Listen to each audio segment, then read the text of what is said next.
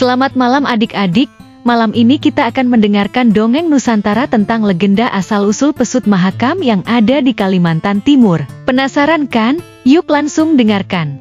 Dilansir dari buku Kearifan Lokal Cerita Rakyat Kalimantan Timur yang diterbitkan oleh Kementerian Pendidikan dan Kebudayaan RI tersebutlah, di sebuah desa hiduplah sepasang suami istri bersama dengan 2 orang anaknya, seorang anak laki-laki dan anak perempuan. Pak Pung adalah nama suami itu. Ia hidup dan mencari nafkah dengan bertani dan menangkap ikan. Mereka hidup dengan tenang dan bahagia. Namun, suatu hari istri Pak Pung jatuh sakit, hingga akhirnya ia harus meninggal dunia. Tinggallah Pak Pung bersama kedua orang anaknya.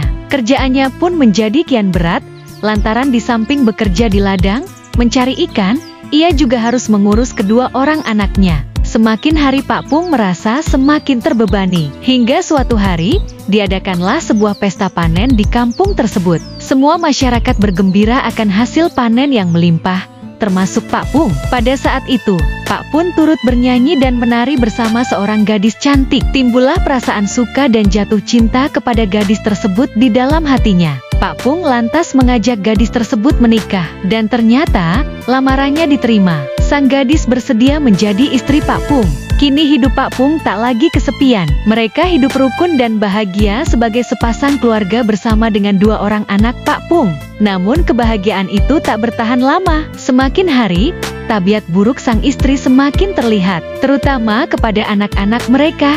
Sang istri selalu berlaku kasar. Ia juga sering menghukum anak-anak tersebut dan tidak memberinya makan. Kedua anak itu juga disuruh untuk mencari kayu bakar di hutan. Jika kayu bakar yang didapat kurang, mereka harus bermalam di hutan sampai kayu bakarnya cukup. Suatu hari kedua anak itu pun tidak mendapatkan kayu bakar. Akibatnya mereka sudah tahu bahwa mereka harus bermalam di dalam hutan. Malam itu mereka pun kelaparan di dalam hutan. Namun tiba-tiba mereka bertemu dengan seorang kakek tua. Kakek tersebut mengajak kedua kakak beradik tersebut untuk pergi ke utara. Di sana terdapat sebuah pohon yang penuh dengan buah-buahan. Anak-anak diperbolehkan untuk mengambil sebanyak mungkin buah, namun hanya boleh sekali.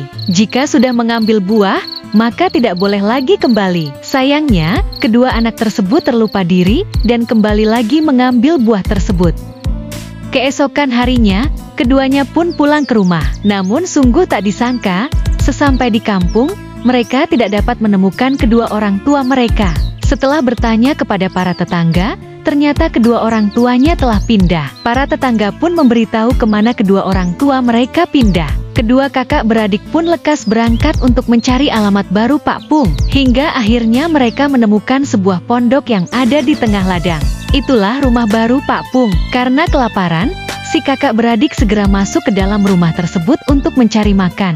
Beruntungnya, mereka menemukan nasi ketan di atas periuk panas. Keduanya pun menyantap habis nasi ketan tersebut hingga kenyang. Setelah puas dan kenyang, mereka pun merasa gerah dan kepanasan. Keduanya pun keluar rumah untuk mencari udara segar. Karena masih kepanasan, mereka memutuskan untuk melepaskan baju dan terjun ke sungai. Ketika Pak Pung dan istrinya pulang ke rumah, mereka kaget melihat nasi ketan yang sudah dibuat telah habis. Mereka menjadi penasaran, siapakah gerangan yang menghabiskan makanan tersebut. Mereka pun menelusuri jejak dari bekas-bekas makanan yang terjatuh di tanah. Hingga akhirnya mereka sampai di pinggir sungai.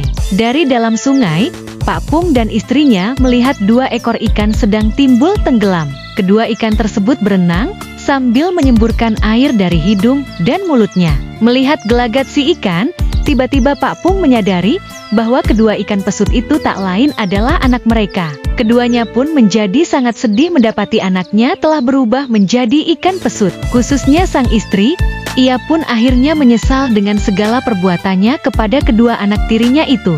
Begitulah cerita mengenai asal-usul pesut Mahakam.